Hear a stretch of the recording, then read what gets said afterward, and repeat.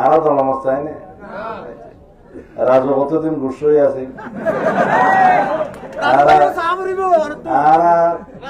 আর ফাটির মধ্যে একটা সিদ্ধান্ত আছে যে ফাটির এ সময় সিদ্ধান্ত নমানিয়ে যারা নির্বাচন করিব আওয়ামী লীগের সহযোগিতা করিবার মতো ইয়ান কর্মকাণ্ড হইব এ কারণে নীতিগত ভাবে আর বাংলাদেশের মধ্যে যারা প্রার্থী তারা বাংলা তো বৈষয়িক করা বুঝছি আর কি মনত করছি না নীতিগত ভাবে দলের একটা সিদ্ধান্ত অনুসারে ওকে হাইলা করিয়ে না আর বাংলাদেশের যারা পার্টি নির্দেশ না মানে তারা বেক্ষণ বহিষ্কার এখন আইন দলের পক্ষে রাজু বহিষ্কার সত্যি ধরে কিন্তু একটা নিয়ম আছে রাজু তো এখন দরখাস্ত দিয়ে দলের কাছে একটা ক্ষমাবর্তনা করা হবে জিয়ার নিয়ম আর কি ইয়ান আর আগস্থান দিলে আর করে